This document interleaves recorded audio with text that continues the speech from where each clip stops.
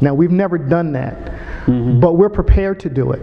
We've spent, over the last 3 or 4 years, a significant amount of time talking about conflict resolution and how to do it biblically. We've offered classes on it. We will continue to offer classes on it.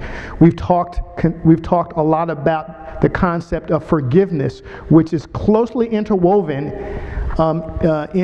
with conflict resolution. And so hopefully we've begun to make some kind of impression about in the lives of people about how to deal with people that you disagree with, or problems that you've had, or people that you perceive as problem individuals, in a way that does not damage them, because they are image bearers of God just like you are, number one, and does not assault them as a person, and number two, maintains the integrity, your integrity as a believer, a follower of Jesus Christ. So again, that's what we've attempted to do. And as I said earlier, here's a list of things. If you can't get it worked out, here are 10 steps you can take. They are intended to be successive, so you do them one by one. If you still can't, you're welcome to call the DS. And I guess probably going back 3 or 4 years ago, we had a handful of people who called the DS. Okay. And say, we didn't like this or we didn't like that, and he would listen patiently and resolve the issue in a way that ultimately wound up supporting the leadership of the church. Okay. Thank you. That was a good conversation. I like that. Sounded familiar. What do you think? Think that? I just have to pat myself on the back. Third question. Are there any specific, and you've already covered this in your presentation, let's talk about it a little more. Are there any specific qualifications to be a ministry leader in your community? Could you just for the sake of the question, could you just define what you mean by qualifications? Other than, like, for instance, I would say qualifications, well, you better at least know the Lord Jesus Christ, that kind of thing. What else would you say? Well, we're going to do reader response criticism here. What would you mean by qualifications? And that really is it in your community, what would a qualification be? Is that what I think it is? Right. Doesn't matter. I'm asking you what you guys think it is. So in your context, what would a qualification be, if there are any? Ron came and said you had to be alive. So, because that's, Ron's kind of funny that way. Well, like you said, Ron is really out there, so. We love you, Ron. Sorry, just in case he's watching this, we want to make sure that maybe he will be. He knows he's embraced. So. There's an acronym that Brian first used in my presence probably about 5 years ago or so, and it's FAT. We want leader prospects and leaders to be FAT: faithful, available, and teachable, and those are character issues. Okay.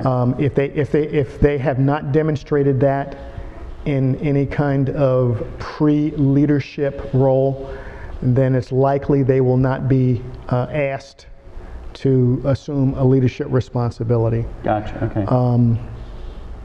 And so, I think it's pretty much self-explanatory, at least at that point: faithful, available, and teachable. But in addition to that, we have a leadership covenant, which essentially is a step beyond our membership covenant, which requires certain things of leaders. One of which is you have to be on a ministry team or a sub team, a team that is accountable to a ministry team. You have to be involved in addition to being on a ministry team. That's not your ministry, or certainly that's not your sole ministry. Okay. You actually have to be doing something for the kingdom. Gotcha. Yourself as an individual. You need to be contributing something, which places an onus on each leader prospect or each leader. They have to have a sense of how God formed them to minister. Now we offer, and in fact have required for years, every member, I don't know if I mentioned this or not, to go through spiritual gift testing and personality testing and spiritual pathway and all of that. And we hold our leaders to a slightly higher level with respect to that, so that they have a clear idea of what they're created to do. What is their individual calling? And we can't define that for a person, but we can help them, give them some tools to do that, and we encourage that. And periodically we'll go through different forms of assessment just to add to that, is to keep things, to help them keep things fresh.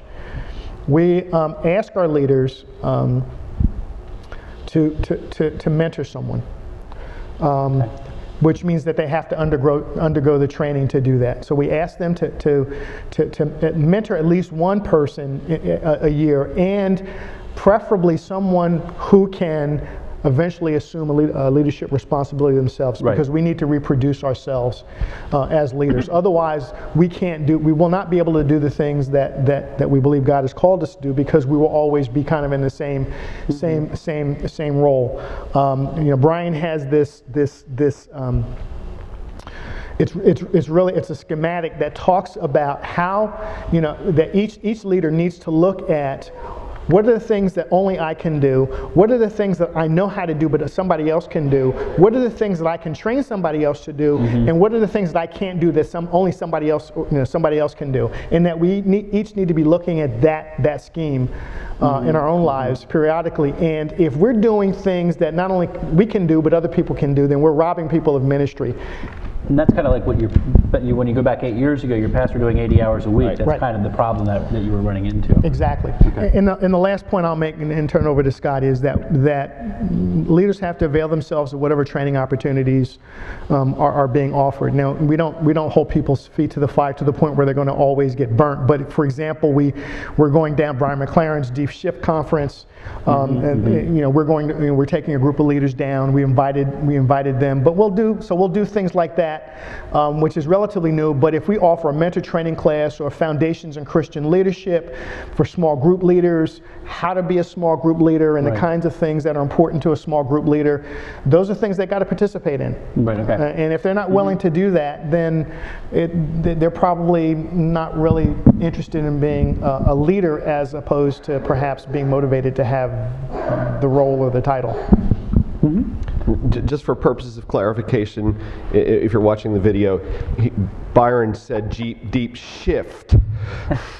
Some people have really kind of jumped out of their skin when they've heard that passing really fast, and I think Brian McLaren did that on purpose a little bit to call Brian McLaren twice, so now we're all labeled as godless liberals. So that's good. That's right. Yep. But the only thing that I would add to what Byron has said is that hopefully it's always a case that people are already performing pretty much in a role that says that they're already doing some sort of ministry anyway, and all you're doing is in some way or another formally recognizing that. That doesn't mean that there isn't going to be still some sort of channeling of enthusiasm or passion to something, but hopefully it's because it's already been demonstrated first, versus the old traditional way of saying you're in the office. Before today I could not spell the word elder, and now I are one. You don't want those kind of people, because obviously they're just there as a figurehead, and they're not really going to be as effective as the people who are already demonstrating that kind of thing. Yeah, I always blow the interview by interjecting points of my own, but I just had a conversation with one of our regional pastors for our Baptist denomination. He went, the people who are often there who aren't called to that ministry as a leader are usually there as representatives of so-and-so group that wants so-and-so done, and they're not necessarily there to do the ministry. And I hear you guys saying that, so I wanted to put that in. I thought that was really wonderful.